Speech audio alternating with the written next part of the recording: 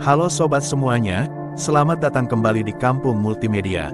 Di video kali ini, kami akan menyampaikan 17 strategi psikologi untuk mengungkapkan pola pikir dan kepribadian seseorang secara instan.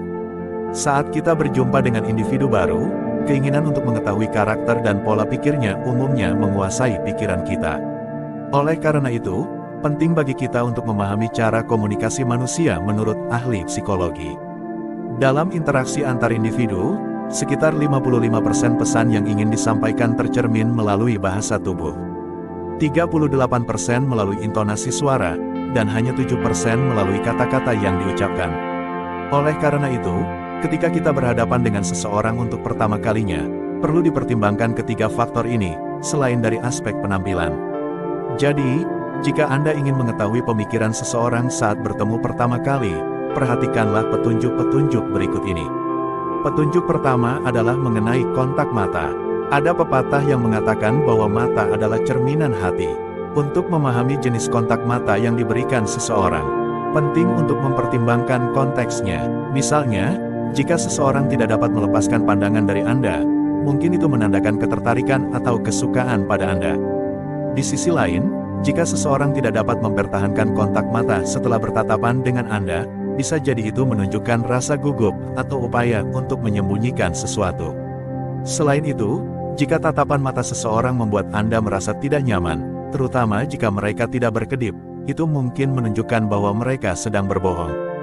Petunjuk kedua mengenai ekspresi alis. Jika Anda ingin menilai tingkat kenyamanan seseorang saat berbicara dengan Anda, perhatikanlah ekspresi alis mereka. Ada 3 emosi utama yang dapat menyebabkan alis manusia terangkat: terkejut, khawatir, dan takut. Cobalah untuk memperhatikan apakah seseorang mengangkat alisnya saat berbicara dengan Anda.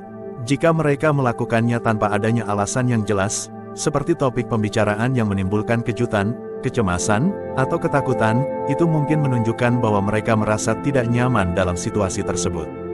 Petunjuk ketiga membahas tentang senyuman. Meskipun mulut dan bibir dapat memberikan senyuman palsu, namun mata tidak bisa berbohong. Penting untuk diingat bahwa senyuman yang tulus adalah yang terpancar hingga ke mata dan menghasilkan kerutan di sekitarnya. Seringkali manusia tersenyum untuk menyembunyikan perasaan atau pemikiran yang sebenarnya mereka miliki. Oleh karena itu, jika Anda ingin mengetahui apakah senyuman seseorang tulus atau tidak, perhatikanlah apakah terdapat kerutan di sekitar mata mereka. Ketidakmunculan kerutan tersebut dapat menandakan adanya sesuatu yang disembunyikan. Petunjuk keempat membahas mengenai apa yang diucapkan seseorang saat bertemu untuk pertama kalinya. Jika seseorang terus-menerus membicarakan hal-hal positif, seperti memuji pasangan atau rekan kerjanya, kemungkinan besar individu tersebut memiliki kepribadian yang baik.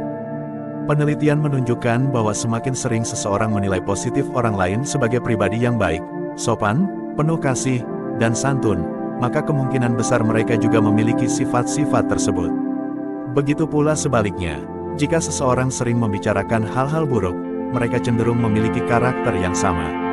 Petunjuk kelima membicarakan tentang peran parabahasa dalam komunikasi nonverbal, seperti gerakan tangan, ekspresi wajah, postur tubuh, dan gelengan kepala. Secara dasarnya, parabahasa adalah cara yang efektif untuk memahami pikiran lawan bicara kita dengan memperhatikan semua aspeknya. Misalnya, jika seseorang merespons perkataan Anda dengan nada monoton, kemungkinan besar mereka tidak tertarik atau tidak menyukai apa yang Anda katakan. Selain itu, penggunaan sarkasme juga dapat mengindikasikan bahwa mereka sebenarnya menyampaikan pesan yang berlawanan dengan yang diucapkannya. Oleh karena itu, penting untuk memperhatikan penekanan yang diberikan oleh lawan bicara Anda saat berbicara dan cara mereka melafalkan kata-kata tersebut, karena hal ini dapat memberikan petunjuk tentang niat sebenarnya mereka. Petunjuk keenam membahas tentang tanda-tanda lirikan mata ke samping saat bertemu seseorang. Jika seseorang benar-benar antusias ingin bertemu dengan Anda, tubuhnya akan menghadap ke arah Anda dan mereka akan membuat kontak mata. Namun, jika saat bertemu seseorang dan mereka langsung melirik ke samping, itu menunjukkan bahwa mereka mungkin ingin pergi atau tidak tertarik untuk berinteraksi lebih lanjut. Petunjuk ketujuh membicarakan tentang kebiasaan mengangguk. Umumnya, mengangguk adalah tanda persetujuan terhadap sesuatu. Namun, perlu diingat bahwa jika seseorang mengangguk terlalu sering, itu mungkin menandakan kecemasan terhadap suatu perjanjian atau instruksi yang diberikan. seperti kepada teman atau bawahan. Jika seseorang mengangguk secara berlebihan, itu menunjukkan kekhawatiran terhadap pemikiran Anda dan meragukan kemampuan mereka untuk mengikuti petunjuk.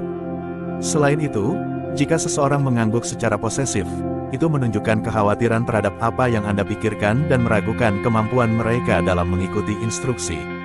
Petunjuk ke-8 membahas tentang ekspresi dagu dan rahang.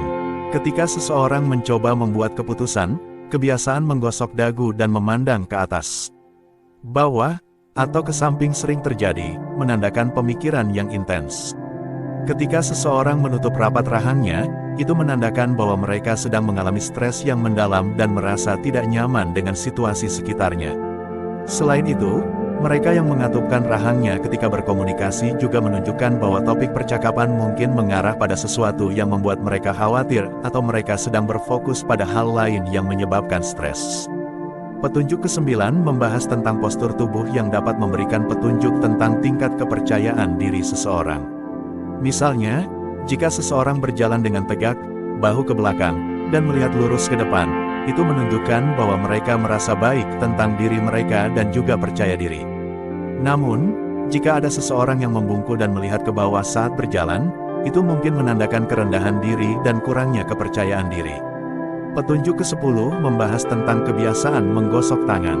Banyak ahli percaya bahwa gerakan tangan dapat mencerminkan pikiran kita. Saat seseorang menggosokkan kedua tangannya secara bersamaan, itu biasanya menandakan bahwa mereka memiliki perasaan positif tentang sesuatu dan yakin bahwa akan ada hal-hal menakjubkan yang akan terjadi di masa depan. Petunjuk ke-11 membahas tentang jabatan tangan, di mana hanya dari cara seseorang berjabat tangan atau bersalaman, kita dapat dengan cepat memperoleh wawasan tentang sifat karakter dan kepribadian mereka. Individu dengan jabatan tangan yang lembut cenderung bersifat patuh dan penurut, sementara jabatan tangan yang kuat dan keras menunjukkan kecenderungan untuk suka mendominasi. Selain itu, durasi waktu bersalaman juga dapat mengungkapkan pikiran seseorang. Jika seseorang hanya berjabat tangan sebentar dengan Anda, itu menunjukkan bahwa mereka tidak berkeinginan untuk membangun hubungan yang mendalam.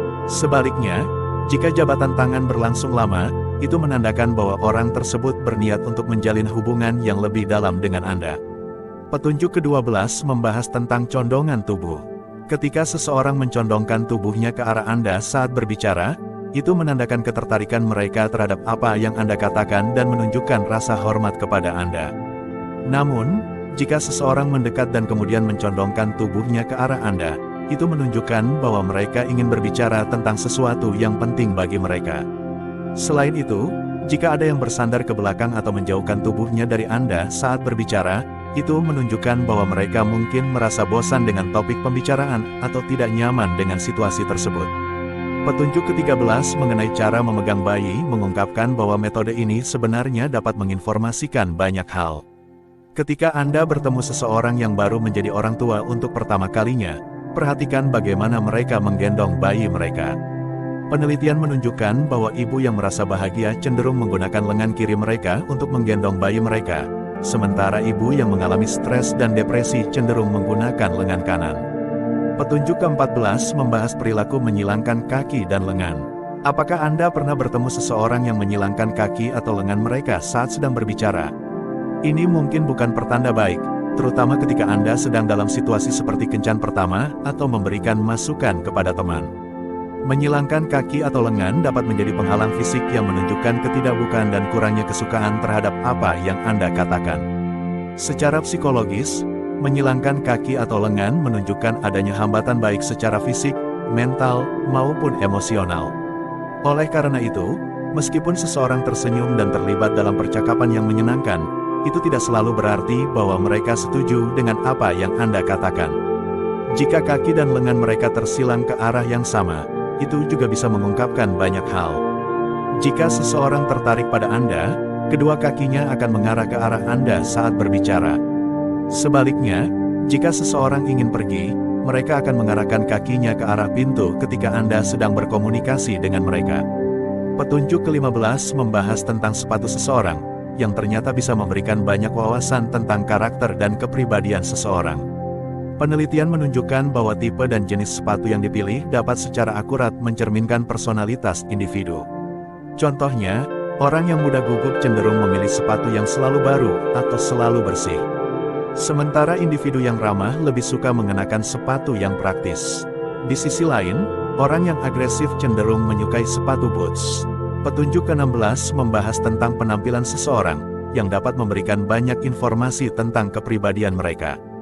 Bagaimana seseorang berpakaian dan menampilkan diri dapat mengungkapkan banyak hal tentang diri mereka. Orang yang menata rambutnya dengan rapi, memakai pakaian yang sudah disetrika, dan memperhatikan gaya secara keseluruhan menunjukkan bahwa mereka peduli pada detail dan suka memperhatikan hal-hal kecil. Di sisi lain, orang yang tidak terlalu peduli dengan penataan rambut dan lebih suka memakai pakaian kasual mungkin memiliki sifat kreatif.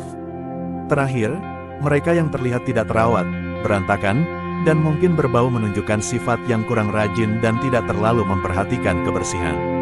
Petunjuk ke-17 membahas tentang fenomena meniru bahasa tubuh, yang merupakan sebuah tindakan yang seringkali dilakukan secara tidak sadar.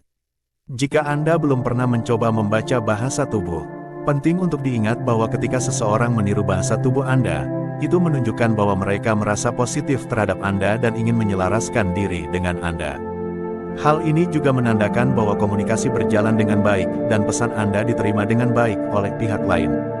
Fenomena ini seringkali terjadi secara tidak disengaja karena ketika kita merasa nyaman dengan seseorang, kita cenderung meniru perilaku mereka. Kemampuan membaca bahasa tubuh dan tanda-tanda nonverbal orang lain memang tidak mudah, tetapi jika Anda bisa melakukannya, itu akan menjadi keterampilan yang sangat berharga. Tentu saja, penting untuk diingat bahwa setiap individu memiliki perbedaan dan trik psikologi tidak selalu berlaku secara mutlak. Meskipun demikian, semoga dengan 17 tips psikologi yang telah dibagikan, Anda dapat meningkatkan kemampuan Anda dalam membaca pikiran dan karakter orang lain. Terima kasih telah menonton video ini. Jangan lupa untuk subscribe dan like channel ini, agar kalian tidak ketinggalan video-video menarik berikutnya. Share video ini jika menurut kalian bermanfaat dan menginspirasi kita semua.